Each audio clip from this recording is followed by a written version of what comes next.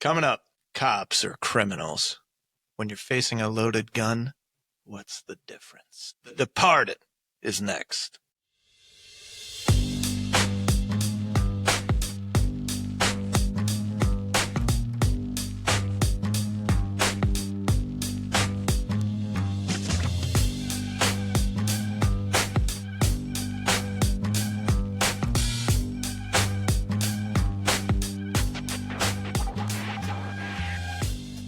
And we're back, baby. We are back. We are back. We are back. The night shift is clocking in. I got my boys with me tonight. CK, CTR. Not go about Cheddar. Okay, Cheddar. How are you? We're doing good, you lace curtain motherfuckers. This movie's been on our list for a while. I am thrilled, delighted to talk about it. It's The Departed. Star-studded cast. I could go, we are going to go on and on about this movie, but gentlemen, where were you when you first saw this? I've never watched it straight through once in my entire life. I've watched bits and pieces. Like, has anybody just sat down, unless you were there in the theater? I was there. You saw it in theaters? Fucking A, right? I did, dude. Wow. This is 2006. And we need to hear about that because I don't know anybody that went to see it. All right. So 2006, this movie comes out. And we were all looking forward to this coming out because A, it's star-studded cast. Best cast probably ever. Yeah, probably ever.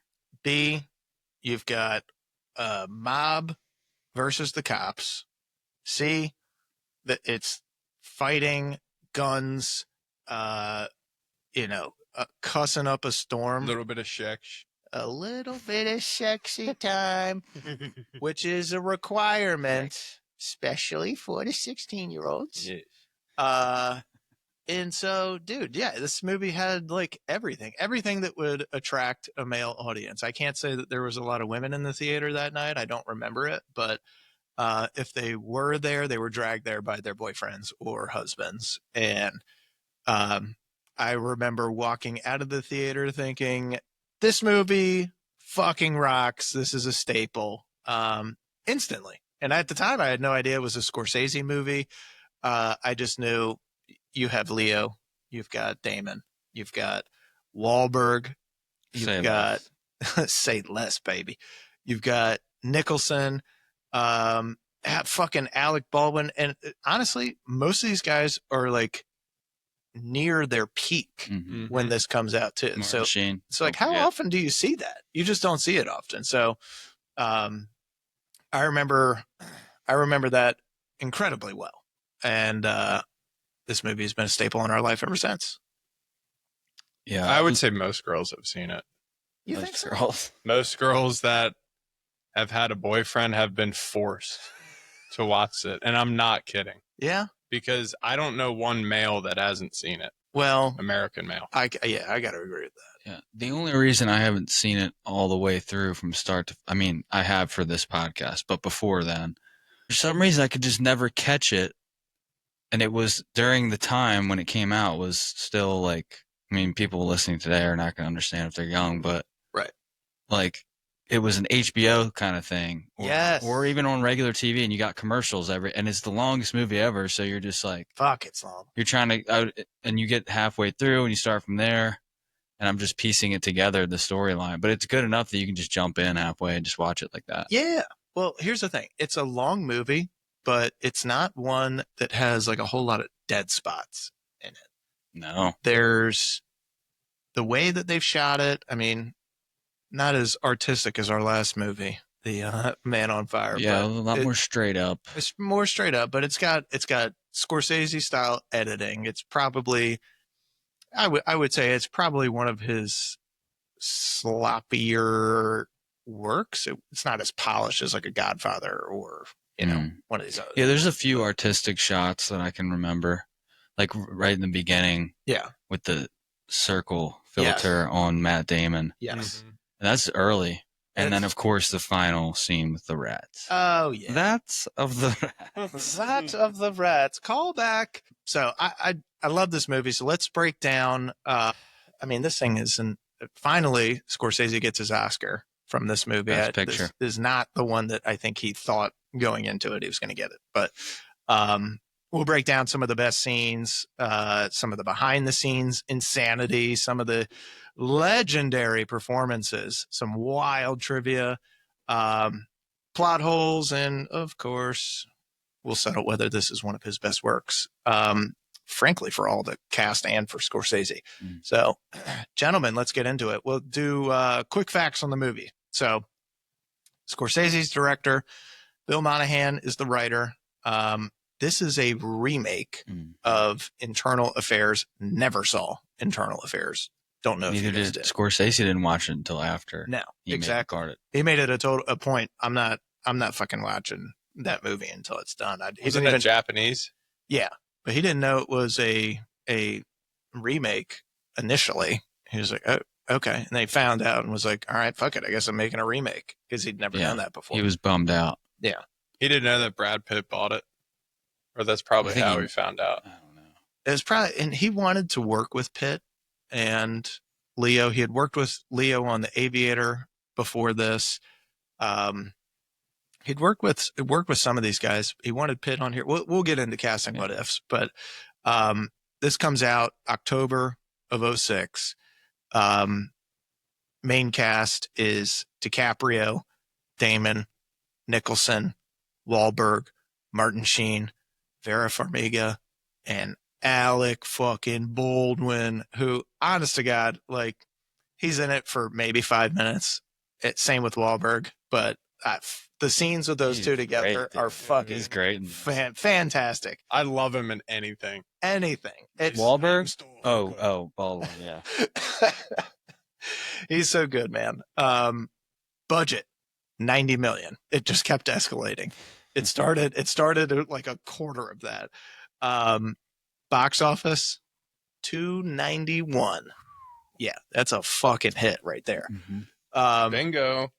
For people that haven't seen it or need a refresher on the plot, I don't know where you've been living, possibly under a rock, or you're a woman. Two men live double lives. One is a cop that's undercover in the mob. That's Billy Costigan, a.k.a. DiCaprio. And one is a mobster undercover in the cops. That's Colin, a.k.a. Matt Damon. Their missions spiral into a deadly cat and mouse game in the Boston underworld, orchestrated by the volatile Frank Costello, played by our boy, Jack Nicholson, who, honest to God, has not aged well. But he has been the same fucking age my entire life. Dude, he looks the exact same in The Shining. Yes. Exactly the same. What year was that? 1966. He just looks, no matter what film he's in, he's the same guy. Dude, that hair is outrageous. for man. a guy that's missing all that hair and a terrible body, he's got like the swag of Jesus. Oh, he really don't get does. it. And he walks like he is a penguin. Yeah, and his shit don't stink either. He's something else, man. So Rotten Tomatoes score, critics, 91%. Audience, 94%. Certified, baby. That's certified. Critics are... Finally, the critics get something right. That was Right. the budget. Yeah, the critics were in the budget. Those are high-class critics as well. They're A-listers. Oscar wins. Best Picture, Best Director, Best Adapted Screenplay, Best Editing. This beats out Babel, Letters of Iwo Jima, Little Miss Sunshine, and The Queen for Best Picture. That's a shitty Oscars year. But Little Miss Sunshine is Dakota, right? no, that's oh my God. It's Steve Carell and I forget who the girl is though. I'm thinking of something else. But it's not Dakota. So Scorsese finally gets his Oscar. This movie is kind of a part of some Boston crime film. So we have, leading up to this, you have movies like Mystic River. You have movies like Gone Baby Gone. After this, you get The Town. The Town, there is some debate on whether that's better than this, but I can No. tell you, I ain't watching The Town 100 times like I'm watching. It's not better. It's not It's- better. it's It's not. great. It's a great movie. It's great, but it's not. I say it's not even close to as good as. I wouldn't say it's close either. Yeah. And I love that movie. Me too. The movie's great, man. It's a fucking awesome movie. But that's what this movie beats out to win or Scorsese. Jesus Christ. Scorsese, his first Oscar, which is pretty damn cool, man. It's been a long time coming. He had a couple that were real close to it, like Gangs of New York. Aviator was like probably Gang should have got up there. Gangs should have got it. You know why they didn't? They had the freaking Dale from the Step Brothers as a cop. I mean, come on, dude. Bill.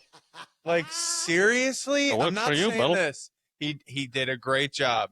But come on, dude. Pick Kevin Spacey or somebody. All right. Kevin Which Spacey way? back then. French Kevin Spacey. Yeah, I mean, Even that guy would have been better. like you pick a jokester. Yeah. Yeah. Like, Well, come on. Hang on. He was also in like Boogie Nights and He was, other but stuff. he was the It's guy just his in voice, Boogie Nights, Shane. like making drinks behind the bar. Yeah, what do you need? Like, It's the voice. That's the only problem. That's the problem. Okay. And you know him as Dale. dude, you Dale say Dobin. Boogie Nights, he was like a freak in Boogie Nights. Like, he was hilarious. But dude, By the Gangs way, is I just would as good as love- this, I think. Guys, I'm It's going to close. just put this out. Boogie Nights next, I would not hate. We'll talk about it. We'll talk about it. That movie is amazing. All right, boys. I know you're loaded up with trivia and fun facts. So who wants to kick us off? Loaded up. Load it up, baby. I'm more so loaded up with casting what ifs. Well, do you want to get into that now? I mean, what else? What other trivia do we have? Oh, there's a shit ton. But Okay, let's because do, I don't have much on the But trivia. let's do casting what ifs. So what do you have? Okay, well, first pick for Frank Costello. Do you guys know? No, tell me. Robert De Niro. Yeah. I mean, Okay. Could have guessed. Dumb. Scorsese's like, how can I make this movie with Joe Pesci, Robert De Niro, Yeah. Ray Liotta? He literally tried to get all. He tried to get all. He didn't try to get Joe Pesci, from what I heard, but tried to get De Niro for Costello. Next choice, Buscemi. our boy. Are you kidding me? Oh my god. Wow. Yeah, Pacino. We've got a rat. Yeah, Pacino. I actually, before I even knew that, I wrote in my notes while I was watching. I think Pacino would have been great for Yeah. this role Mm-hmm. Yeah. Yeah. because he has the craziness factor. But there were a couple times where Nicholson is like just a little too goofy for a crime boss. He comes off unhinged, Mm-hmm. which Yeah. I get. But at the same time, Nicholson always has like a flair with his roles where he's just a fucking loon. A lot of it is him. He comes up with Yes. the shit, like the scene where he shot the woman. Yeah. And there's a story. Matt Damon tells a story where he comes up with the idea to shoot her and say she fell funny. Yep. And then to have the other guy holding an axe. And then I don't think this makes it in the movie, but maybe it is. I don't remember. But he said he wanted to say, I think I want to fuck her again. Okay, I don't think that made it in. I don't think he made it in. Yeah, that would And he have been says, hilarious. the other guy, French, looks at him like, huh? And he's like, that's what he was going to do. Yeah. But did that make it in? I don't know. I don't think maybe. it did. Too much. I would have remembered that. Yeah. That's what he wanted to do. So they let him come up with stuff. Scorsese is, I guess, kind of lenient. He seems like he's pretty lenient as long as he has some faith in the stars. And so what I had read in my research was that they had to really coax Nicholson into doing the role. So he wouldn't do it, didn't want to do it, and then sat down, agreed to meet Scorsese and Leo at lunch, and they hashed it out. And he was like, all right, fine. Fight. What did they say to him? Well, he had been doing some rom-coms and stuff. He was before sick that. of the comedies. Yeah. And so he was like, as long as I can be the bad guy, like, Yeah, he kinda in on wanted that. to be pure evil. mm-hmm. Oh, and he was in this. Yeah, he got close. So Brad Pitt was originally he had optioned the script and was set to star, decided to step back and do Babel instead. And he would have been Costigan or Colin. I think Colin. That's what I thought would have made sense. And Tom Cruise was supposed to be in it. It was supposed to be Tom Cruise and Brad Pitt. But I don't know who. Cruise bomb. Cruise. Who was Cruise going to be though? I mean, they would have had to put him on a box for all of his scenes with Brad Pitt. Yeah, no doubt. No doubt. That's what he could have been, the rat at the end. Just the actual rat calling.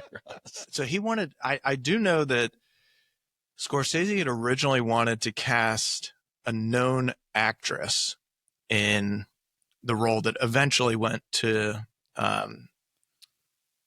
Vera for the psychiatrist role. So he was looking at Kate Winslet because he had done stuff with her.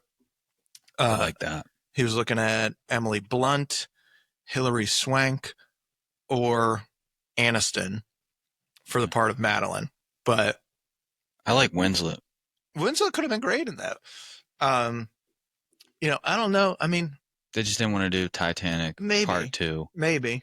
But I don't know. He also repurposes all these actors that he likes. And, true. That's okay. I don't mind that at all. Actors like Leo, for example, you're a star A-list actor. Part of the reason you get there is because you pair up with the right people. Mm-hmm. And so they like certain directors. They find a rhythm that works with them and the creativity and that comes with working with that person and the trust. So I get it. The studio wanted either Colin or Billy to survive instead of both getting popped in this movie. They wanted to set up a franchise. And Scorsese said, I think I'll fucking kill everybody. Yeah. What are you going to do? Part 2? Part 2. Could have done Part 2.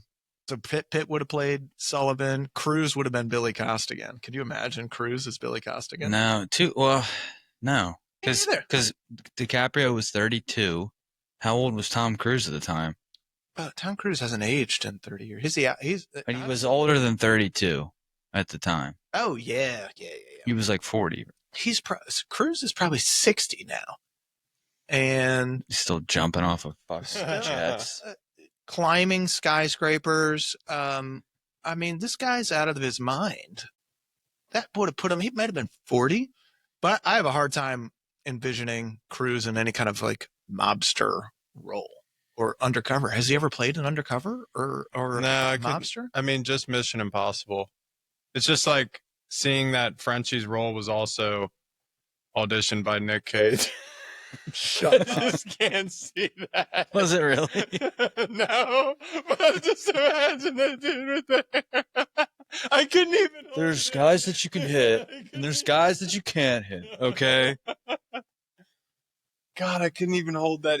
Really can't. This is the trouble with putting a movie on during the podcast. It's getting your attention. Look at his hair. Tell me it doesn't just scream Nick Cage. So, Frenchie and Nicholson did not get along during this shoot. Really? Yeah, because Frenchie's a badass, dude. Why? They didn't like each other. I don't know why. They just did not interact, apparently, off of set at all. A little tense. Couldn't tell you why. But as you noted, Nicholson basically improvised most of it, including his dildo scene. That's probably why he got pissed. Like, this guy's showing up with fucking dildos. He doesn't memorize any of his lines. He's got to be tough to work with, dude. Hey. Yeah. Like, you don't know. And then, dude, French, I love him, but the accent. What is his accent? It's like Irish, Boston. Do you think so? I don't think so. I don't know what his accent is, but I will tell you, they did have a couple of accent coaches before this. So Leo. Would they pick him up off the fucking street? No. So Wahlberg went full fucking Southie and, born and raised there. So he gets it. Baldwin has pretty damn good Boston Yeah, accent. he didn't play it up. He was very toned down. It was good. Yes. And then you have who else was in there? Damon, another Boston guy. He doesn't need the coach. He's got it. He's from there. He doesn't need it. Leo is the one that got the coach for it. And he worked with a guy for like a couple months. Just trying to perfect it. And it's not like over the top or anything like that, but it's believable Nice. enough. It's good. Yeah. And he's supposed to be from kind of suburbs, half suburbs. Yes. Like, Exactly. Where's he from in real life? no one knows. No one What? fucking knows. Look it up. Probably California. Pull it up, Jamie. In California. He's like born into the movies. He started really young. I'll tell you who was terrible was fucking Costello. He just jumps in and out of it. He should have just not had one. He also is, so his character is based on Whitey Bulger. Mm-hmm. And Bulger was known for always having like some kind of Red Sox hat. But because Nicholson is such a hardcore LA fan with He everything, wouldn't wear it. he fucking refused. So he's like bucket hat. So He's- Oh yeah, he's at every game. He's at every Lakers I'll game. wear the dildo, but I'm not wearing the Boston hat. Not doing it. Fucking no. They're not even direct rival. I guess the Celtics are. Yeah, I thought you were gonna Yeah. say like he's such a big Yankees fan. No. Not a Yankees fan, but it was the closest thing. And he He's was just just trying like, to be difficult. I'm not fucking wearing a Red Sox hat. I'm just not doing it. Yeah, well, Leo D was born in L.A. Yep. And since he was literally out of the womb, Born to he act. was doing commercials, and then he got his big role, Gilbert Grape, Romeo and Juliet, Titanic, Catch Me If You Can. I mean, he literally hasn't missed a shot. He actually went not full kidding. R in Gilbert Grape. Oh, yeah. Really? You haven't Have you seen it? No. Dude, you It's went him and full- Johnny Depp. I've heard of it. I haven't seen it. Johnny Depp. He literally is Johnny Depp. Colin and I were talking about this when we were in college. Oh my gosh, how's Johnny Depp get any girl? They'll be talking to him. They're like, why don't you talk? Why don't you like me? Why don't you? And Johnny Depp just had like this calm, cool, like, and I was like, oh my gosh, so you just have to not say anything and you're good? He's so mysterious. Yeah, dude, I'm not kidding. He would just be like, Yeah, no, you try in real life, you just end up being the weird guy in the they're back like, that "Is doesn't he talk to anyone. okay, dude? I guess you have to just be Johnny Depp for that to work. It's just because he's Johnny Depp. Yeah. It's not, and he's in a movie getting paid to be I the think cool even guy. outside of movies, he's that cool. Yeah. I don't know. You got to feel super cool or confident to wear the fucking outfits that guy wears. Oh my God. It's wild. Dude, I didn't know you were a Motley Crue. He's Like, are you born and kidding me? raised. Born and Wants raised. to be. It's like a mix of 80s hair band and Pirates of the Caribbean. Yeah, he left a little bit of gear on from Pirates and Yeah. never took it off. Yes, yes. He's worried about it. He's like, you know what? If I don't have this, someone's going to try and fucking take it from me. There's been a lot of break-ins in LA lately. I can't do it. I can't take it off.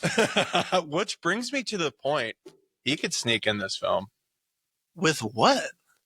What do you think he could do? Maybe Costigan's role. Yeah, he could do Costigan. Maybe. I mean, he did play Like for real. Bulger in Yeah. What was that movie called? Black Mass. Yeah. Yeah. So he And so- Bulger was Okay. an FBI informant, right? yes. It's on the Yep. same exact story of Whitey Bulger. Same exact story. So it's like loosely based on Whitey, not entirely, but that's essentially what they're trying to do here. I know that they tried to cast somebody else in Wahlberg's role. Ray Liotta. was That's the right. first That's choice. right. It was Ray Liotta, and he couldn't do Wahlberg it. was perfect. I heard Ray Liotta has a hog. Okay. I just heard that on a podcast. This woman was like, it was Joey Diaz's podcast. And she's like, he's talking about Ray Liotta for a sec, I guess. And she's like, oh, I slept with him, Joey. He was hog. And I'm like, Oh, good for him. Okay. hey, RIP. He just passed. He deserves a little credit. Chantix. I quit fucking smoking with fucking Chantix. God, dude, you wanted fun facts. There's one. Okay. Well, he's not in the movie. Good God. Not any fun fact. You know who I think could have been good as Costigan? Not as good as Leo. Casey Affleck, I think could have been really good. He could have been interesting. Oh, dude, Ben. But I like Casey for Costigan. Ben, I don't like for Costigan. Ben could have been in it. Yeah. He could have been in it. I don't know where he would fit in. He could have been Dignam. Digman. You think so? Dignam. Yeah, he could, not as tough, but he could have been like that guy. I could see that. Okay. I mean, he could be as tough. He just It's wouldn't have been as mouthy. Wahlberg's character He's just as tough. makes it exceptional for me. And the funny thing, most of it's improvised. It's just him going like, clear the fucking room. It's like a Dion Waiters heat check moment where he's just like, you know what? I'm the best fucking guy in the room, and I'm going to show you right now. And you're like, oh my God, he just hit like 4 threes in like 2 minutes. Yeah, for a guy who did the movie for free, I mean, he did an amazing role. For free? He did it for free. What? Yeah. Wahlberg, they were packed, they were full in the budget, and he said it would just be the best life opportunity for him. He's willing. He called Scorsese. He's willing to just do it for free to get this opportunity. No way. There was no budget left, so they told him initially, we can't fit you in. He was in between 2 movies, and he was going. That's why his hair is long. Yeah. Because he was growing it out. Probably for Invincible. Oh, great movie. Yeah. Yeah, that's what it was. But he was like kind of pissed about something. I don't know. I watched an interview with him, and he was saying he was kind of pissed at the beginning. I don't know if that working for free thing is. I heard him say it. I don't know where I heard him say it, but I've said that before. I've repeated a few times. I'll do a fact check real quick. Please do, because I don't need this aggregated. Well, he was supposed to play somebody else, right? And then he got Dignam. Yeah. And Dignam is, if he's not my favorite character in this, it's either him or Baldwin's character. Baldwin's character cracks me the fuck up. It's so funny. Another little interesting fact, a side note here. I didn't notice this at all until I was doing research for this podcast. There's an X on the screen before every death. Yeah. And it's supposed to be a tribute to Scarface, but well, it's not right no before. idea. It's not always right before, but it's for every character that dies. Yeah. There's X's all around them at certain points in the movie. Oh, that's crazy. That's crazy. That's like Queenan's is as he's falling off the building, there's X's like, or obviously he's going to die. Like, we don't need those X's. He's falling. And I got to say, one of the funniest looking falls I have ever seen in a movie. I remember that's the only part of the movie that I watch. And I was like, I shouldn't be laughing at this part, but I'm kind of giggling because this is just like a really awkward I didn't fall. giggle. I didn't giggle. That one hurts, man. It did hurt, dude. It I love hurt. Queenan. He was great, man. God, he's just like your classic, like salt of the earth, good guy. He was, I feel like the most believable character in the movie. Yeah. His accent was on point. Yes. He looks like a guy that would be in that position. The hair, the outfits. Yes. He looks like an actual police captain. Yes. The way he talked, everything. He was great, man. He was great in that role. Very realistic. Like when he brings him into the house, he's like, "This is my son. He's going to Notre Dame." Yeah. And it's just like, this guy is a police officer, I think. This guy's a classic cop. And so he had the look, he had the accent. I also think he had a quiet confidence about his character. You know, there's a couple times where he confronted, at least once, maybe twice, confronted Jack Nicholson's character. Once with Dignam. Yes. And both of them, honestly, were like him and Dignam were probably, Dignam was definitely more reserved than he would otherwise be. But I always found that like little banter back and forth with them fascinating. It's like, God, how fucking frustrating would that be if you're a cop and you're taking down and you're trying to take down this guy and you know that you fucking need a miracle to do it. even though it's like you have I mean, evidence, they it's just should not be strong able to enough. just take him down. I don't know why they can't, but I mean, it's because he's an FBI informant. They just keep He keeps shutting the cases down. But yeah, it's like those three, Leo, Dignam, and Queenan, are like the three actually doing good. Yes. Everybody else is like either pure bad, Yep. or they're somewhere in this. They're a cop, but they're maybe not doing it for the right reasons. Like, but those three are actually like saints. Yes. Doing real, they're real heroes, and everybody else is kind of somewhere on the spectrum. Yep. Totally agree. That's how I feel about it. Let's get into best scenes. Everything I found, he did it for free, Okay. and he wasn't happy about it. All right. I believe you. Yeah, I believe that. I believe you. And the hair thing's true too. He wasn't happy about that either. That he had Yeah, to they eat want all- him to take his extensions out. Scorsese said, "I need you to cut your hair," and then it says in quotes from Wahlberg, "I don't give a fuck." Oh, can I? He said, "I was also supposed to get paid, You looked Yeah, at him. so Yeah. I'm not cutting my hair." Lace cutting motherfucker. And it You was think? invincible. Yeah. Okay. That's what I thought. Before we move on from casting what ifs, I thought of a weird one. Go ahead. What about Gandolfini for Costello? He's not Irish. He would have to change his accent. Sure. Noisy. But let's pretend, Yeah. I could see it. because I kind of want someone that's more like certain points. Like I said, Costello is a little goofy. Like you're not that scared of him all the time, but he's supposed to be like Tony Soprano. When I don't want him to be Tony Soprano in this movie. I want him to be a different character. Yeah. But I want somebody that's a little bit more intimidating at certain points. Not that Nicholson isn't, but No, it's weird. He's not. So Nicholson's character, the thing that separates him from the other potentials is he has this kind of rogue charm about him where you can see where he would interact with people and you might think people could get the impression that he's doing good. And everyone was afraid of him though. And they're terrified of him because they know who he is and what he does. But at the same time, like a lot of these stories that we watch or hear about with these mob bosses, not all of them are ruthless. Some of them, look at American Gangster, which comes out the next year.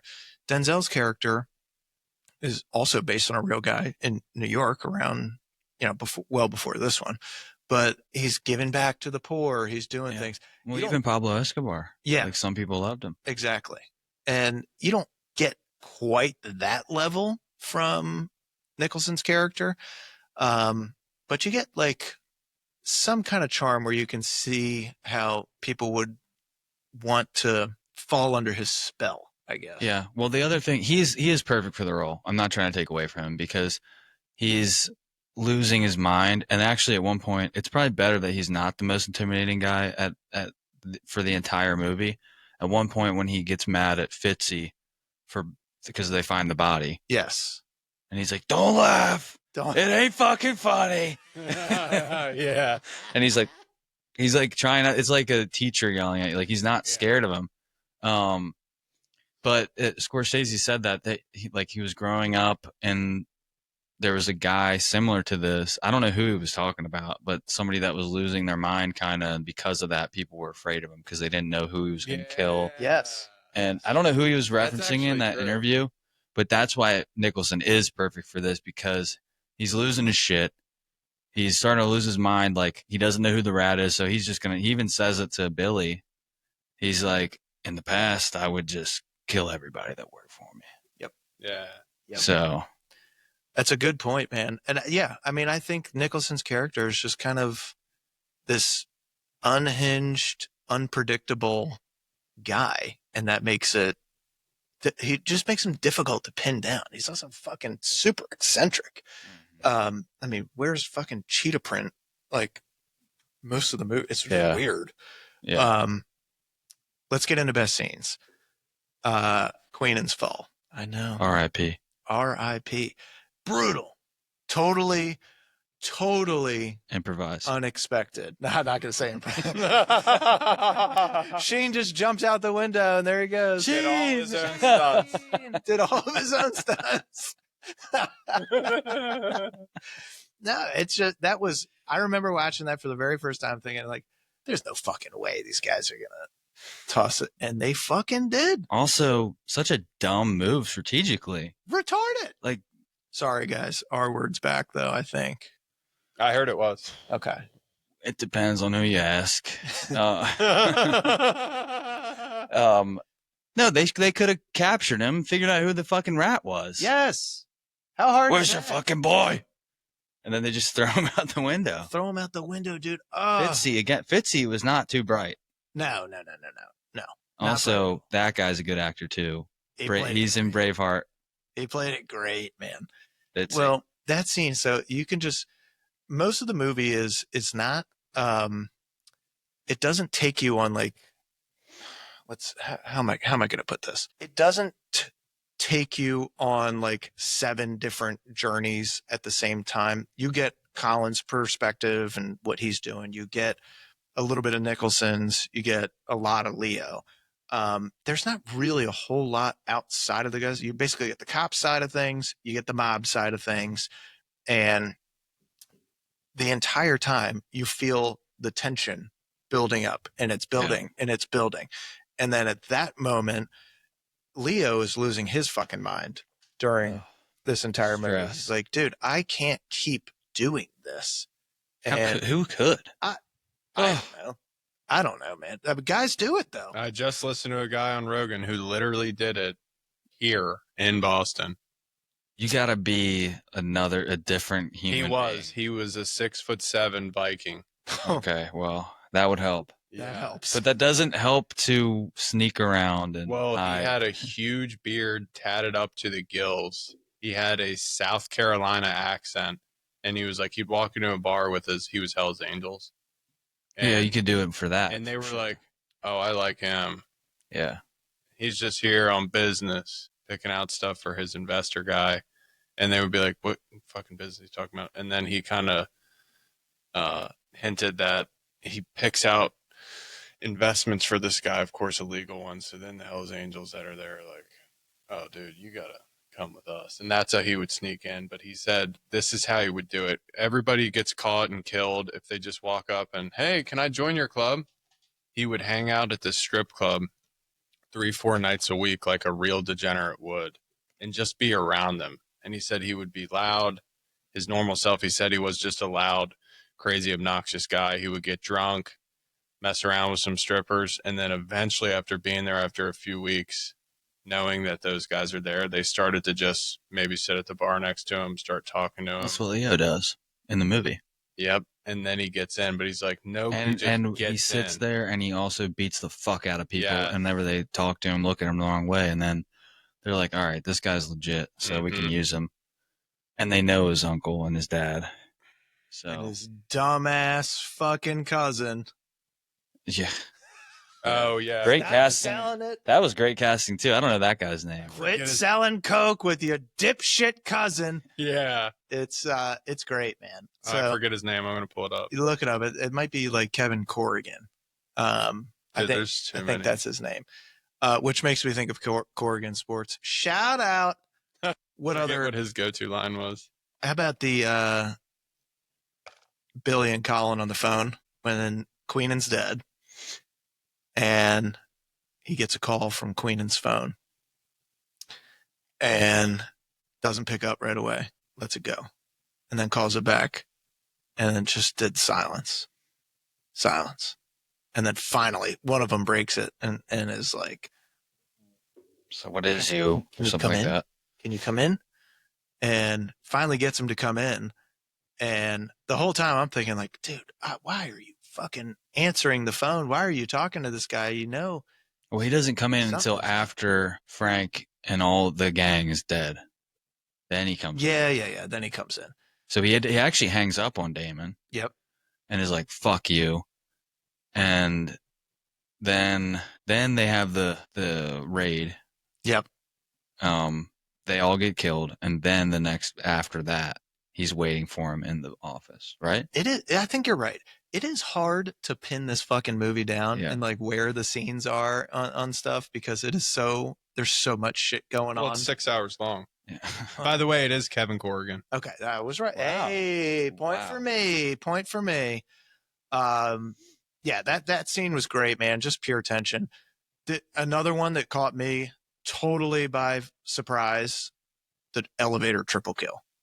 Oh, dude, the first time I watched this movie and Leo gets shot, Yeah, jaw drop. I was like, oh my fucking. I literally remember the first time, because every time after you're just going to be, you're watching the movie to see that. Exactly. But the first time you experience it, you'll never get to experience it again that way. Literally. Yeah. Could not believe. I remember that. Like, legit jaw drop. I remember the first feeling like, no. It hurts every time. And I'm just watching it today. Every it hurts, dude. It hurts. I was thinking, like anybody else, like, all right, he's gonna get out of this. And of course, that fucking guy, That fucking weirdo. Of course, you find out later or like a few seconds later, like, you're not the only one that fucking Costello has on the inside. Like, okay, guy. That was satisfying watching him. At least Damon, the one good thing Damon does in this is like, fuck this guy. Yeah, exactly. Fuck this guy. Fuck this guy. Bow. Kills that. But that scene blew me away. We got a little Anthony Anderson cameo in there. That was R.I.P. Nice. We got the porn theater confrontation. So that scene I remember watching thinking, oh fuck. I mean, this is like it's almost like a chase movie or some kind of almost like The Fugitive, but instead of it, maybe the roles are fucking reversed. It's so well constructed. But I remember the porn theater confrontation with them going out. Leo's tracking him down. He knows that he's there. Then the cell phone rings and you're like, oh fuck. And then they both hide. And then Damon thinks that it's Leo running up on him. It's just a fucking delivery guy or He just stabs a random Asian guy. Stabs a random Asian dude. Poor guy. R.I.P. R.I.P. brother. Yeah. And then gets out of there. It's just like, what the fuck? That pissed me off. I was like, Damon did a great job making me fucking hate him. Yeah. This entire movie. Yes. I actually still did a haven't great forgiven job. him. I need to watch a movie where he's awesome so that I can like him again. Because this movie makes you hate him. It really does. He does it so well.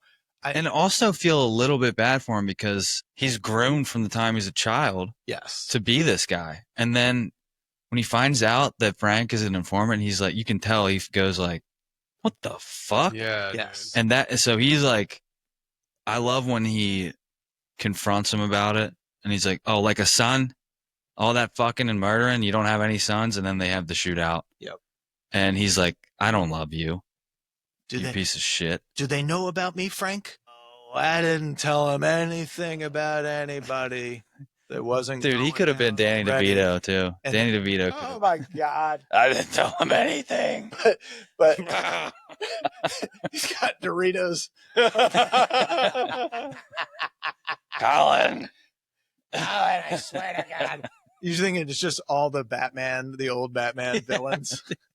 Yeah, I was actually, this reminded me, and of course they didn't have this technology then, but the Penguin that Colin Farrell plays in the new Penguin, perfect for this role.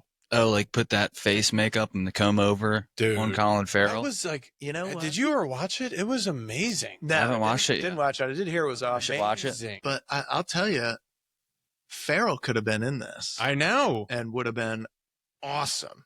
One of the bad guys or one of the cops? Or? One of the bad guys. Yeah. I would have put he's not. I don't know that he's better at playing a bad guy, but I think he's a lot more believable as a bad guy. Yeah. He's so good at it, and I didn't realize that he could do the fucking conceited makeup thing until he did the Penguin, and it was like, He's good Dude. being in the right in the middle too. Yeah. In Coulda Bruges. had- yeah, You guys seen him in Bruges? yes, I remember we just talked about that. Could have had Defoe. Put it on the list. could have had Defoe.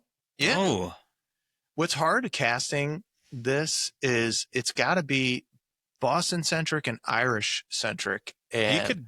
most of the movies that are out there are like Italian Mob or New York, and so Mhm. it's hard Especially with Scorsese. Yes, exactly. So you got to be careful with the casting on it. But yeah, I could see Defoe being in this. Is he Irish? He looks He Irish. friggin' He looks it. could pull it Hey, off. And Goblin. listen, he's He is a real goblin. he's another one. Really? As they You say. heard that?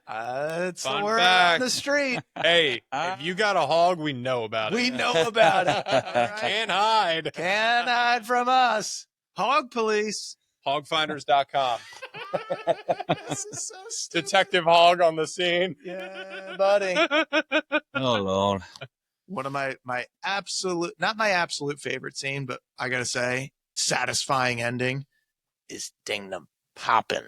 Oh hell yeah. Oh, I remember that in the theater thinking, Dude, just his yeah, face. get his ass. And what is he like right before he dies? He's like, okay.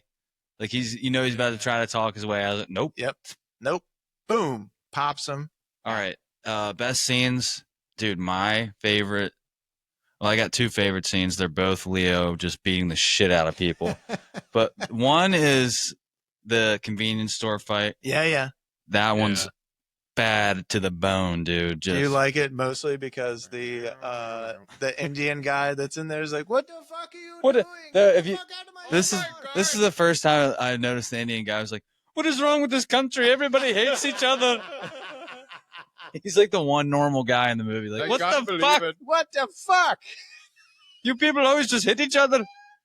No, greatest dude. And he takes the coat rack and just starts like I'd never javelin seen it. that before. I was like, oh, sick Good move. Yeah. And a little realism where he breaks his hand. That was cool. Yes. Yeah. But a little bit more of an acting, still a fight scene, but a little bit more acting prowess is the when they meet up under the bridge, Dignam Yes. and Queenan, and Dignam is just talking shit again, As he does. and he's like, "How about I fucking kill you? How about it?" Smacks his fucking coffee out of his hand, and then he says another thing, and then he fucking punches him, and they go at it, and it looked real. It did. And apparently, look real. those two had a little bit of beef at one point I can see it. back in the day when they were young. There's a little video of them, like some basketball thing. I don't know if it's real beef or you got to look into it, but Interesting. Oh, I like that. I mean, juicy. Wahlberg, I think, just has an ego problem.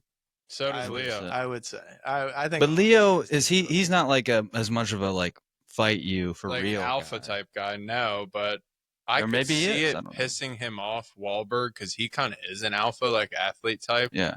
I could see somebody like Leo, you're kind of jealous of him Of subconsciously. Wahlberg?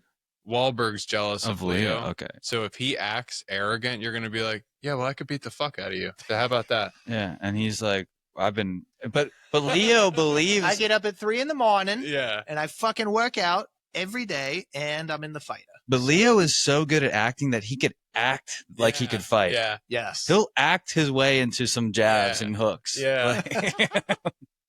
Like he's studied. Yeah, is he method? Does he go method? I think he I does. think he does. Yeah. Maybe not as studies far I as know like for the Daniel Revenant Day. he did. He doesn't do as far Did you as put Daniel Day in this? but he'll go. Yes. Yeah. Just I mean, anything, right? Anything. He's the greatest. Is he the goat? Besides a comedy. he could play. He could Not play in my opinion. the fucking psychiatrist. I think the But- only reason he's not the goat is because he hasn't done. I think Leo's the goat. Leo's the goat, but I think Oh, Dude. Denzel. Yeah. I mean, if you're under 40 years old, you probably think Leo is. If you're 40 to 60, you probably think Denzel is. I go Leo. I'd like Leo's movies more than Denzel's, even though I love a few of Denzel's. Leo's doesn't have a miss. I love all of them. I go Leo, but this is kind of like who's your favorite actor and who's the greatest skill wise, and I think, dude, Daniel Day, skill wise, he just hasn't done as many movies because I he goes always off and he hear that. lives in the hills. I always hear that, but I don't really, He hasn't been in enough. I don't see it like, oh, that's obvious. Yeah. I believe Leo in any role he's in. But my favorite scene, to go back to that, I quote it all the time. What are you going to do? Shoot a cop? Yeah. I'm going to pull the trigger and this bullet's going to go right through your fucking head. Favorite line. And it's like, you hear people like all the time, like, oh, what are you going to do? What are you going to hit me? And it's just so nice to hear someone who's like down and out going, yeah, I'm going to fucking hit you right in the face. That's how it happens. It's not like a could be. It will happen. Yeah, at that point, he is not giving a fuck anymore. Like, he's let everything go. He's ready to go. I love that because there's so many like. And he pistol whips him 3 times in the face. Oh, well, my dad will sue you, but you'll be dead. You'll be dead. Yeah. So shit can happen. That's why I love that scene. It just speaks to me. One of my favorite scenes is they are trying to do a bust on the microprocessor pass off, and they don't have any cameras in the back, so they can't see everything that's going on. And so Dignam and Baldwin are super pissed. They're like, why the fuck don't we have eyes there? And then Wahlberg's like, who did the fucking cameras? Who didn't put them in the back? And then the camera guy turns around and goes, who the fuck are you? He goes, I'm the guy who did his job. Who the fuck? It cracks me up every time. And then you get Baldwin like a few minutes later. He's like, hey, can I talk to you for a second? To the camera guy. And the camera guy's like, yeah, sure. Baldwin's like, you motherfucker! I have that for the best overacting moment because the punch is so fake. Big punch. And I also love that he's like, can I talk to you for a second? Pulls him 1 foot to the side. Yeah. Like he makes it seem like, let's go to another room. Yeah. No, he goes, they take 1 step over. I kind of love that. I also got to add another best scene. Go ahead. Because I remember it gives me like, not the chills. I think that's overused. But it gives me this emotional flood of like romance. And it's when Leo hooks up with the psychiatrist. Oh, it's like, I remember just watching the scene like, oh my God, they're doing it. It's like, girl. And then you're like, you feel for him. You're like, wow, bad guy like him. And he's like, he just seems kind of like in a ratty place in his life, but he can still get some. I don't know. But he's not a bad guy. He's the ultimate seems like it, good guy. Because to her, like, yes. That's what I mean. And he's like all disheveled, and she could have somebody like Damon who's clean cut. And but the whole movie, they're perfectly lining them up as complete opposites. Yeah. Damon on the outside is everything. Mm-hmm. Every girl looks at him. If you notice at the beginning, they're all like, oh my God. He's like super confident, and he's got everything. He's got the perfect job. He's got the girl. He and even Leo. They're constantly comparing the two. They show Leo getting his arm fixed, and he thinks about hitting on the nurse, and he's like, and he just is like, I got too much shit going on. I can't do it. Like you can see that he has that thought in his head. Yeah. And the whole movie, it's building up to, but really, Damon on the inside is bad. Yeah, Leo's good. That's you're just simple rooting as that. for Leo. So when he you don't feel bad. Up there, you're like, yeah, there's no guilt in it. There's no guilt, like, even though for her there is. Yeah. But then she finds out, oh, he was a piece of shit. She didn't know yet, but she felt something. She knew something was off. Little woman's intuition never hurt. Let's do best lines. I got Dignam getting brought in to the FBI task force or whatever that's there. And Baldwin is like, all right, guys, this is maybe it's best scene because this whole dialogue is fucking hilarious. Baldwin's like, all right, guys, this is Sergeant Dignam. Sergeant Dignam, how are you? He goes, good. Tired from fucking your wife. I love that. And then Baldwin's like, oh, yeah? How's your mother? He says, good. Tired from fucking my father. And then he goes on, and he's like, our guys are like fucking Indians. You're not going to see them. You're not going to hear them. You're not going to know who they are. You never will. Get used to it. And then one guy was like, and I think it was Donnie Wahlberg has a quick cameo in this. And he's like, so Sergeant, do you have a guy inside right now with Costello's crew? He goes, maybe not. maybe fuck yourself. Yeah, I love that. I love that. Just gets me every time. Honest to God, I could just watch those scenes with Mark Wahlberg anytime. What else you got? Best lines? Oh yeah, best lines. Colin, what do you got? I feel like I already said mine with the bullet right through your fucking head. I got Costello. This one's not as funny. He's just this is in the beginning of the movie, part of the intro, where, by the way, they didn't even give the fucking credits until like 18 minutes into this movie, which is bizarre. And he goes, "No one gives it to you. You gotta take it." And it just sets up bad guys. Yeah, you can't quote the rest of that line. We already did the Drops them. No, he dropped some fierce shit in there that will not be repeated. He already got the, "I'm the guy who does his job. You must be the other guy." It's hard to quote. It's Wahlberg. He says everything so fast. He says it so fast. Let's see. What else do I have in here? Yeah, he's like the English equivalent. Oh God! All right. Listening to Latinos talk. So in the beginning, they go.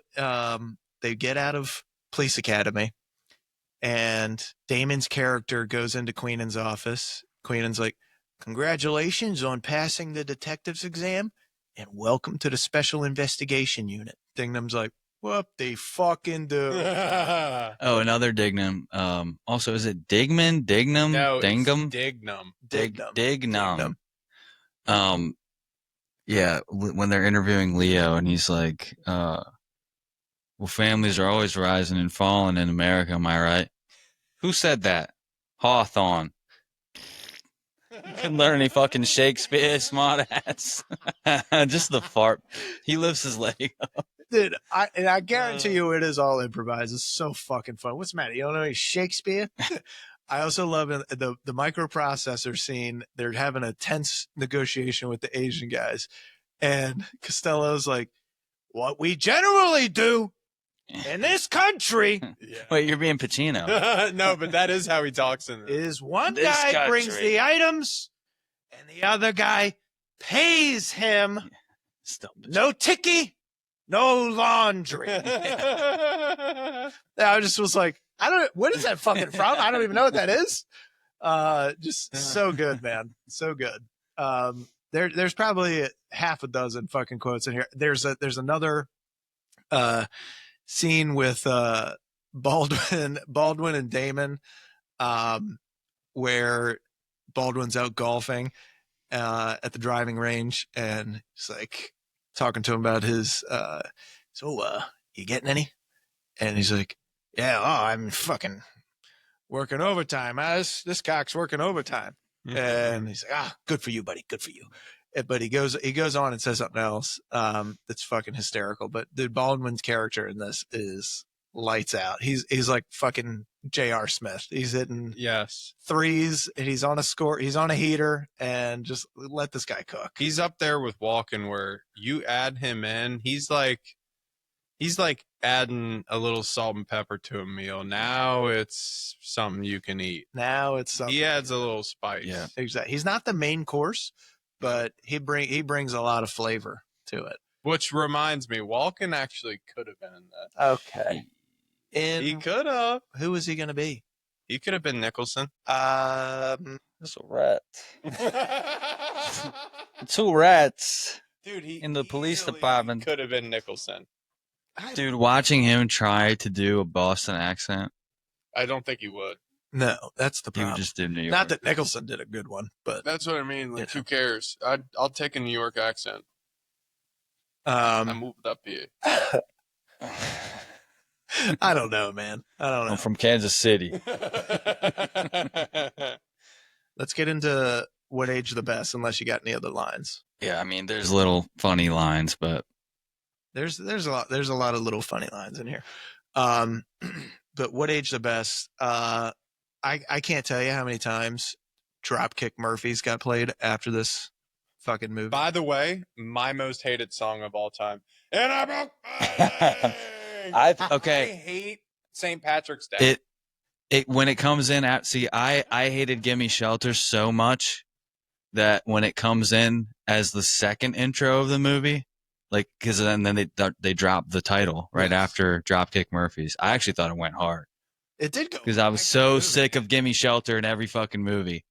But they didn't need to play it. They played it twice. You guys notice that? Yes. They play it twice. Yes. Don't play it twice. Best needle drop is definitely during the fucking scene. Is what is it? Comfortably Numb. I don't know why they went with the cover. They didn't go with the original. It wasn't Floyd. I don't know who's singing it, but it's not. I don't know. It's not Pink Floyd. Or if Look it it is, up. I'll look it up. Editing, tension, little cat and mouse narrative the whole time. All that aged great. Wahlberg's performance, fucking great. Honestly, the movie's aged wonderfully. I would say in terms of what aged the worst, I mean, technology. Yeah, cell phones. The cell phones, although fucking impressive by Damon to TTY that fucking text in his pants. I tried that after this. I was like, this is fucking hard, man. You got to have some serious, skills. He must have been texting a lot. Had to be. Dude, I never got that skill down. I didn't have one of those. What about, how'd you guys feel about the rat metaphor? A little too much? I'm not remembering. At the very end of the movie. Oh, with the rat crawling across? Yeah. You got a rat crawling across the balcony. Tom Cruise. Tom Cruise coming across the balcony. I don't know. A little heavy. I love a good rat I like metaphor. it. I actually didn't even. I love a good rat. He could have been in this. Trump could have been in this. Yeah. We have the best processors. We've got a rat. We don't even call them micro. We call them in this country. When a Chinaman comes, no ticky, no laundry. What the fuck does that mean? I don't know what it means. No ticky, no laundry. When you pay and drop your stuff off, they give you a ticket. If you don't bring it, so you don't get your shit. Note. I've never been to a laundromat. So yeah, I did. That makes sense. In my life. The dry colonies. cleaners. How do we feel about the love triangle? The odds that they would all be interconnected like this, would be very low, I think, in real life. But I mean, dramatically, it was fucking awesome. Yeah, dramatically, it's great. Let's poke some holes in this because there's a few. Costigan doesn't have any kind of exit strategy at all.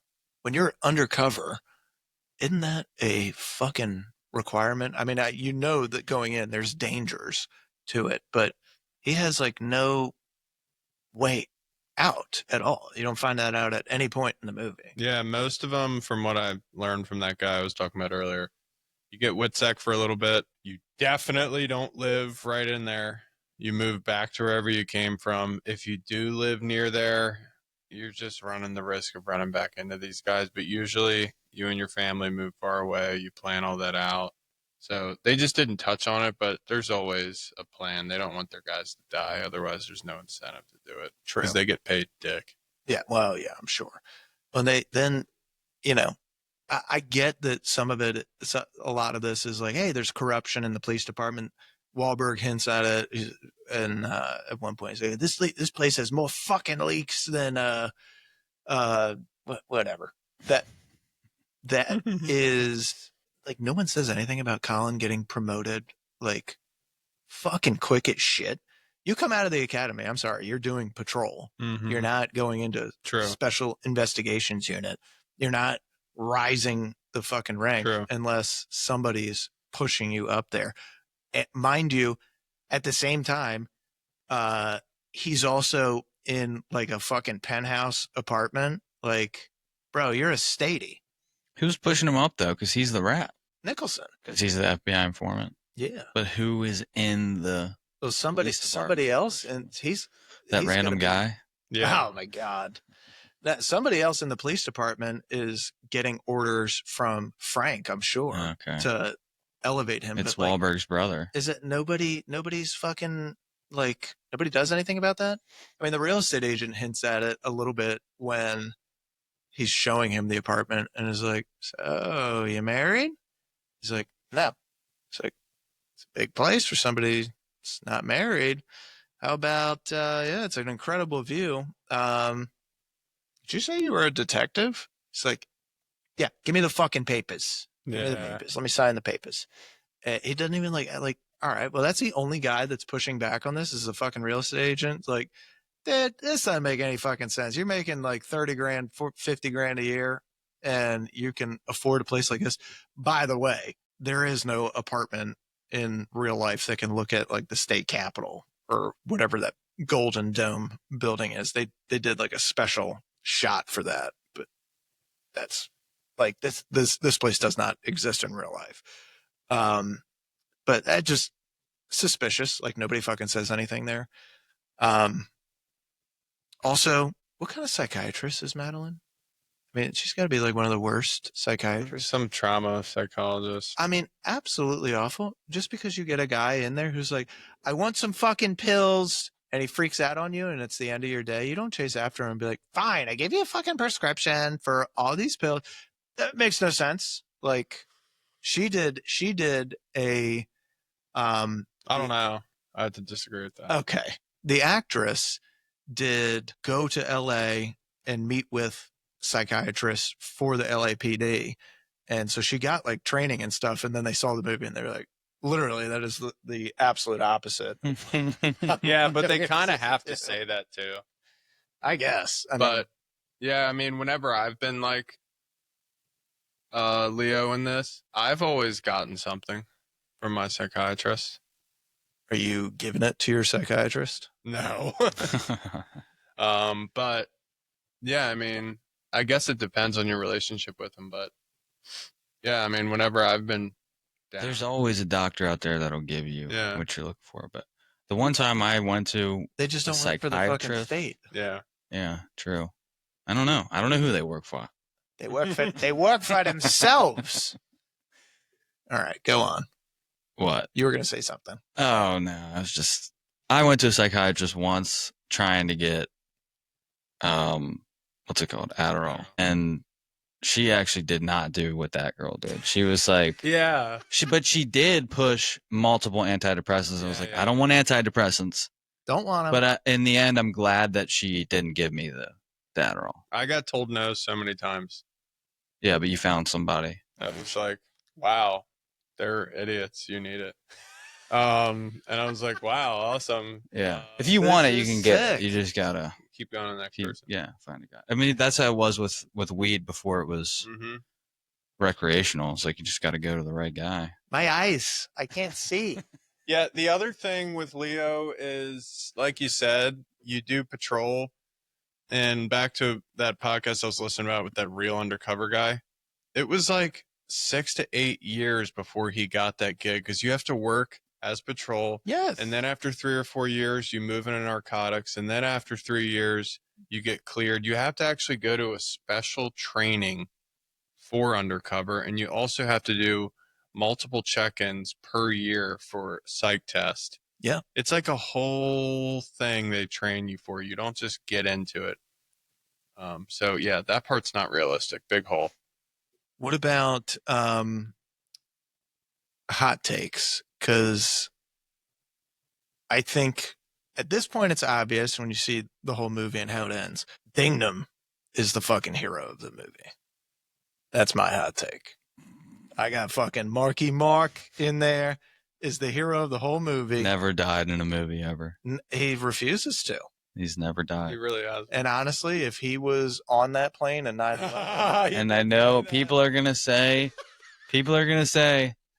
murmur, The Perfect Storm. He died in that. He doesn't. They never show him die. They didn't show. They it. show him in the water, and in his head, he's like, "Yeah, I swam to shore. I fucking swam to shore. Swam to shore. You do what you got to do. Now I'm a cop." Yeah, fucked your mother too.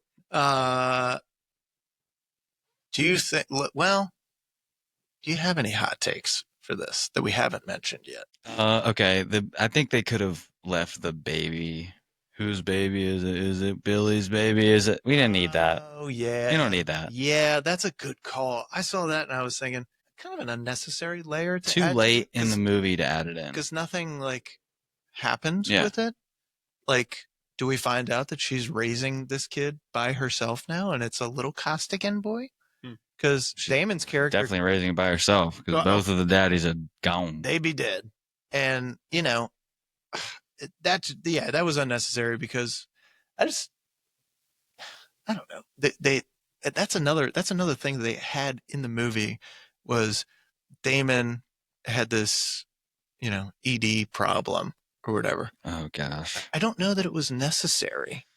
I think they wanted to show it so that they could show like Frank is this, ultra alpha dude and, put some contrast to him with Damon's character, but I don't know that it works. Or maybe they wanted to poke holes in the relationship that he had with the psychiatrist. I don't know. But I don't know. I just don't know that it worked. I think it's just highlighting that he is struggling on the inside because he's living a fake life. That's a good point. But what other people will say, and I don't want to breathe life into this theory because I don't buy into it, but people have said that he's gay and he's secretly gay. There's all kinds of references to it.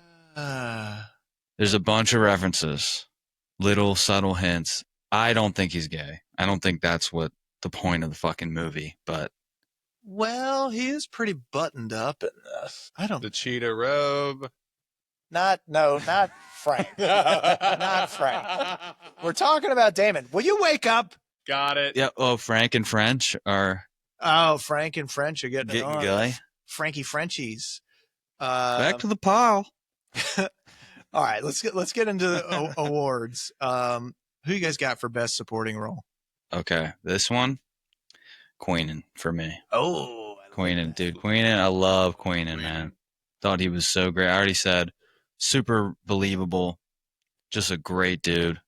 He's my best supporting actor. Yeah, Queenan's great, man. Colin, who you got? I have to agree with that because I want to say Damon, but he's not a supporting role. No, and that's the thing. The movie doesn't have it's a double one lead. It's got three. Yeah, basically. So, for my supporting character, I'm gonna say, I'm gonna go Dignam just because he fucking. If I knew that, I knew you were gonna say that. I knew Shane was gonna pick Dignam. I'm gonna go Dignam. I'm sorry. Dignam. They keep saying Dignam. It is Dignam. Dignam. Dignam. Dimgum. I'm sorry. Dimgum. I got fucking Ian Dingman on the brain. I don't know who that is. The big ass Navy attackman from the early 2000s who was like 6'5". Good Jesus Christ. And you played lacrosse. Anyway, what's most unrealistic scene? I think Leo would have gotten popped a lot earlier. I mean, they figured it out. He literally said, I don't know. How do I know that Queenan didn't pull you from the stadium? He literally says exactly what they did when he has them sit at the table. They figured it out. And they're like, but I like him, so we're going to keep him around. Yeah. That's, to me, that's most unrealistic. Also, Baldwin punching that dude in the face was awesome. Oh, that was great. Colin, what do you got? I think Damon not getting figured out with the texting and shit and asking all the fucking questions. It's just like you're looking for a rat and you have a guy acting like one. Like no one else is acting like one. He's acting like one in front of your face. That's what I got. It's just, it's not necessarily So a is Billy. most unrealistic scene, but that's the part that I'm like, dude, we got Dignam right there watching everybody like a fucking hawk. And this guy, he doesn't fucking like him. So when you don't like somebody, you're looking for any fucking reason to get any kind of dirt on him. And he's giving it to you all the fucking time. Nobody rises up that quickly without some shady shit going on. So you should have your fucking antenna up. That's the most unrealistic thing to me is that they're not on to Damon earlier. Overacting award. CK, I know where you're going with this. Go ahead. I didn't already say it. Say it again. Buddy. The Baldwin? Yeah. The Baldwin punch. Yeah, the Baldwin punch was, it was amazing though. I don't want it to be any different. No, but it was great. just, that's my overacting. It's great. Yeah. Colin? Wow. I'd probably say Nicholson.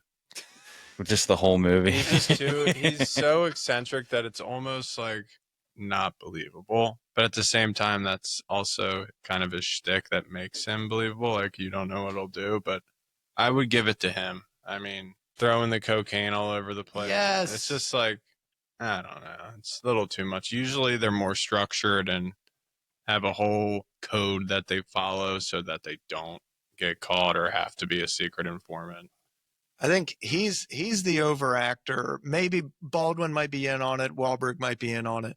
But if we're going overacting scene, it's the one that I mentioned earlier with Queenan Fallen. I just thought it was fucking hilarious. It's a hilarious, Totally improvised. totally improv. You know, this guy just fucking knows his stuff. He knows what he's doing. Funniest moment. Oh, definitely the interview with Dingbat and Leo. Yeah, that was great. I have nothing to add. Yeah. Gentlemen, who's the MVP?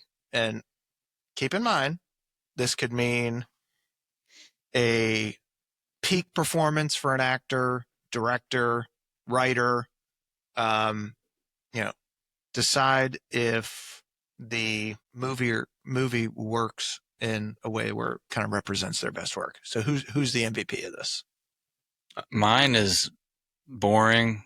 It's Leo, but this movie made me. Everybody likes Leo, but this movie, when I watched it, made me love Leonardo DiCaprio. Yeah, because it gave you that tough guy side of him. Yeah. And I think it might be, man, it's hard to say it's his best role, but it's up there, man. It's top 3 for sure. It's good, man. It's really good. Colin, you agree with that? Yeah, no, for me, of course I love Leo. It's Warner Brothers. Really? The producers, dude, getting Scorsese, getting every actor. So Brad Pitt is the producer. Well, Brad Pitt is your MVP of this movie, which is really funny. Yeah, it's Brad Pitt then. You know what? I can't argue that. To be able to get an ensemble cast like this and make it all work and get a kick-ass director on board to do it all, it's fucking cool, man. We don't see these. Yeah, let's put a whole basketball team of LeBron James, Magic Johnson, and Michael Jordan and see how it works. You're right. You're right. But I gotta say, you take Leo out of that role, I don't see anybody else doing it as well as him. Mm-mm. I mean, he makes this fucking movie shine. No, I mean, Colin Farrell, that's about it. Yeah, I guess. Could you flip Damon and DiCaprio? No. Yes, you could, but no. No, only because Damon's got like this like schoolboy kind of. I don't know. This is what I don't like about him. And like Born, Minority Report, The Martian, whatever it is. He's not. He's like the age also at the time. Damon's older than him. Damon is 36 in the movie. In real life, during the time of the movie, Leo was 32. I feel like the ages just line up better because Damon is more established. Leo is like kind of lost, trying to find his mom's dying, trying to find his career, and then I think the ages make more sense. Yeah. And if you flipped them, it would be. Wait, who the hell's in Minority Report? Is it Cruz? Yeah, Cruz and Farrell. Okay. Cruz and Farrell. Kind of asked this already. Can Al Pacino be in this movie? He was gonna be. Can Sam Jackson be in this movie? Can Christopher Walken be in this movie? No blacks. It is Boston. Yeah, Is there one black guy in this? Well, yeah, there is. Anthony Anderson. Yeah, Anthony Anderson. And he gets shot. Yeah, it wouldn't fit the whole Boston thing. Any other city, yeah, you could squeeze him in, but Boston's just like notoriously white as fuck. Yes. Yeah. Well, and there's a scene in the beginning where they're running in the police academy, and Leo and Anthony Anderson are by themselves running, and he's like, my wife said when I get past, I finally be able to get a blowjob again. And he goes, buddy, you are fucked. You're a black guy in Boston. It ain't fucking help for me to be fucked. What's the best version of a sequel or prequel for this movie? Well, you kind of touched on, okay, couple different ways you could go with the sequel. Dignam is now a criminal Yes. because he murdered Matt Damon. Yep. And I think he would have murdered everybody that was involved if they wouldn't have all just died anyways. Because Exactly. Scorsese was like, kill them all. Exactly. Scorsese went Joffrey mode and just fucking Hang them. hang them. That's in Pirates of the Caribbean. It's hang him. It's one of my favorite scenes to quote. Just me and Scott will quote this all the time. Just stupid ass. The Commodore's like, hang him. It's so dumb, but I love it. Yeah, I mean, dude, I could totally see that. You could follow Dignam. I think what might be more, whatever, dude. Dig him. Dignam.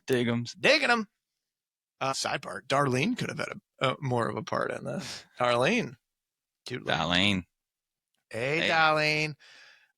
I feel like this movie could get a prequel where Costigans. You either get the Costigans or you get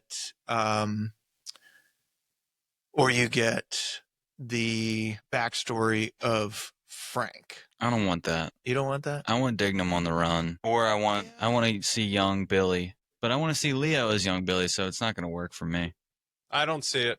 It's a one and it's going to be a bad sequel, but I want to see Wahlberg just taking everybody out. It's Shooter. He did it. Let's see. Oh God, this award could go to anybody. Joe Namath Award for is this guy even good at his job as an actor or as the character?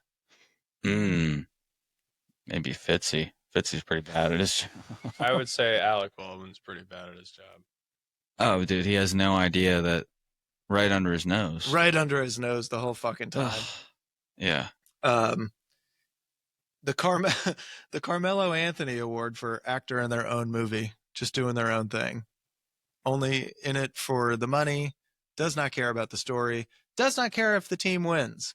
They are just in it for themselves. Nicholson. Yes. That's exactly who I picked. Yep. It's like, this guy is just... I mean, they had to convince him to be in it. That's enough right there. Yeah. He's just doing his own thing.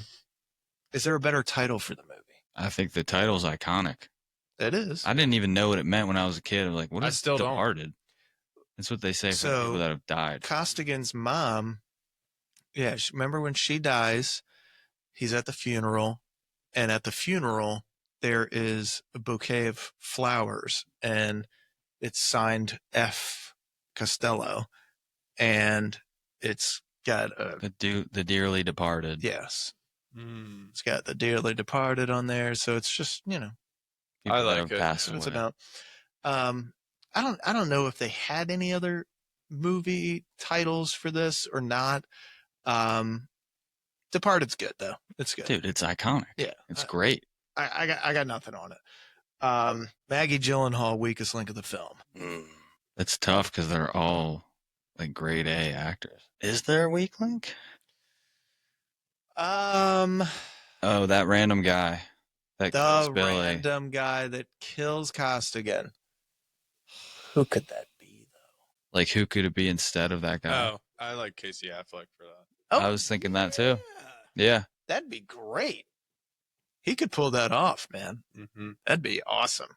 More Boston than that guy. Very much so.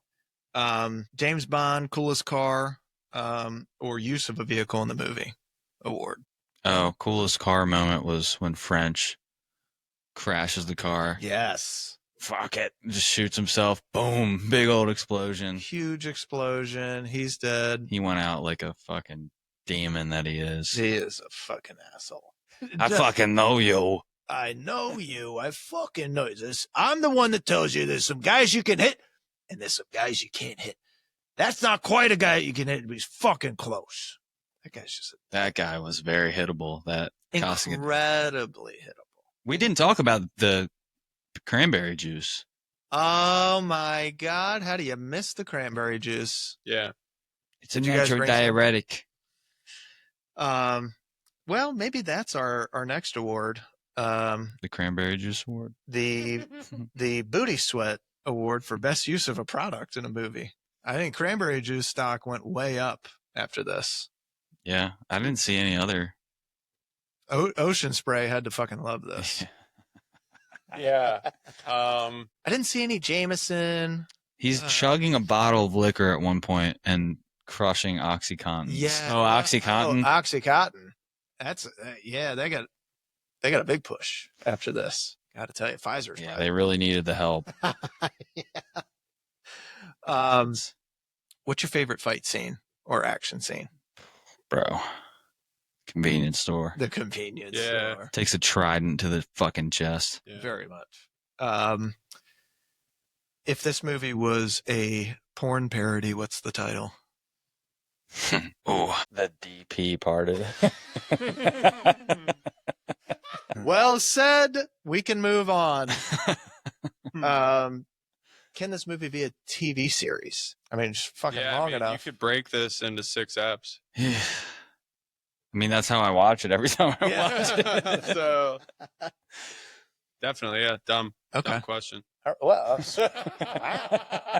wow. Let's see. What do we got? Okay. Cultural impact on it.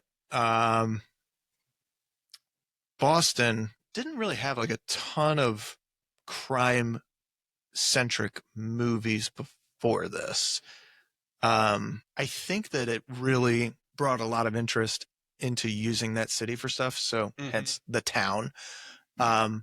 It's fucking hard to film in Boston.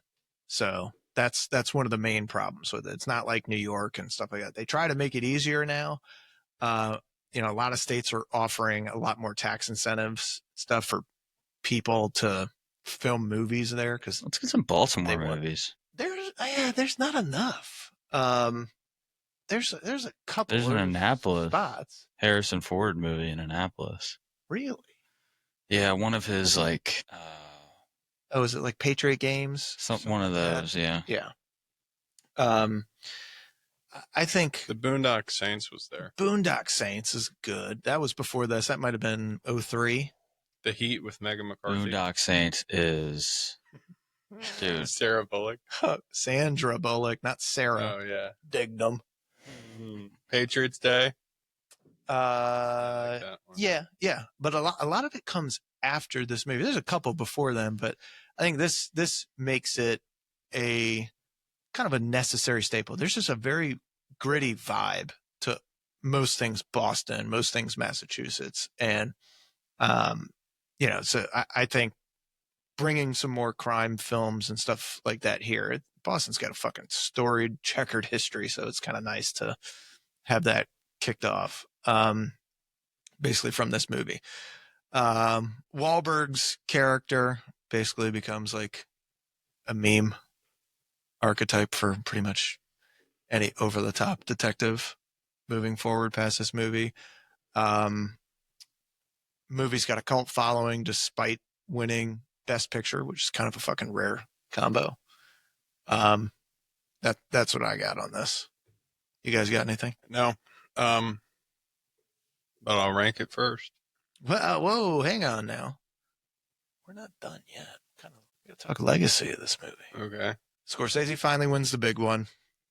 Helps launch a new wave of crime thrillers in the 2000s. Still one of the most rewatchable, quote-worthy movies of its era.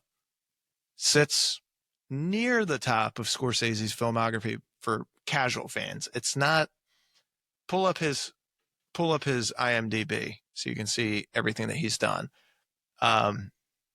It might not crack the top 5, but if it does, it's probably 5 or 4 maybe. But it's just a fucking slick, brutal, brilliantly acted movie. It's action, it's comedy, it's drama. It's a movie that juggles big themes, identity, morality, corruption.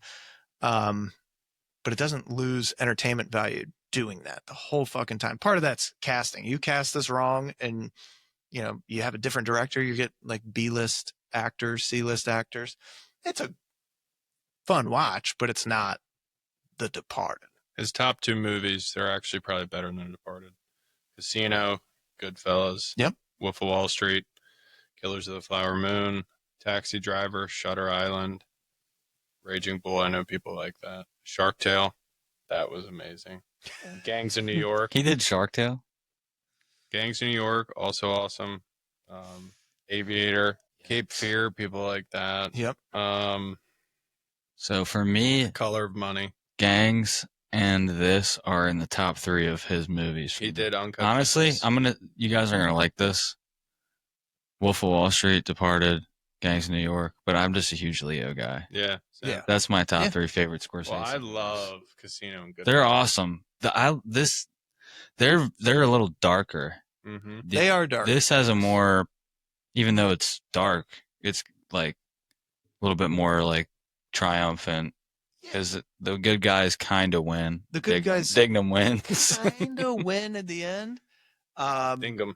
Which, that doesn't happen in all of his movies. All the bad guys usually get fucked, which happens here. Mm-hmm.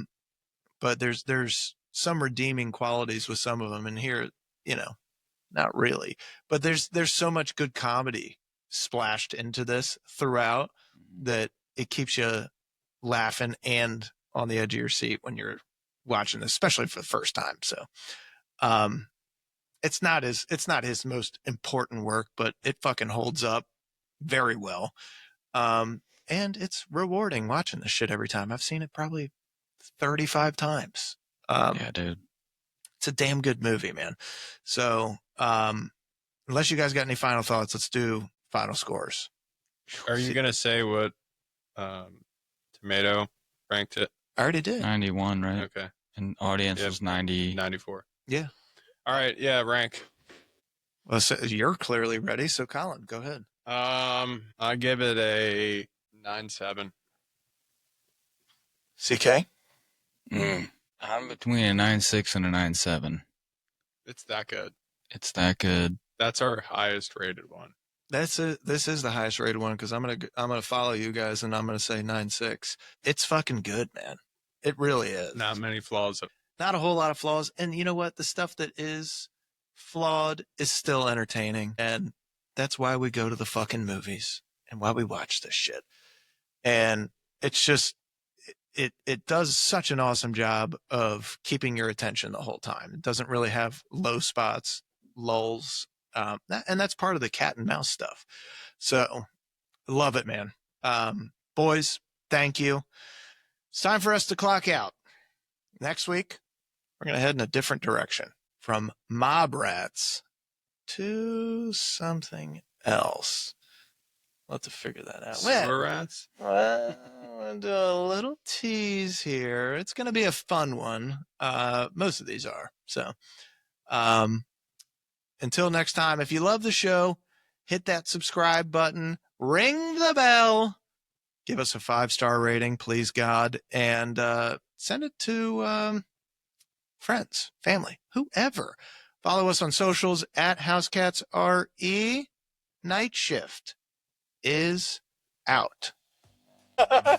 You spank that ass less. Spank that ass less. Hanging past your knees.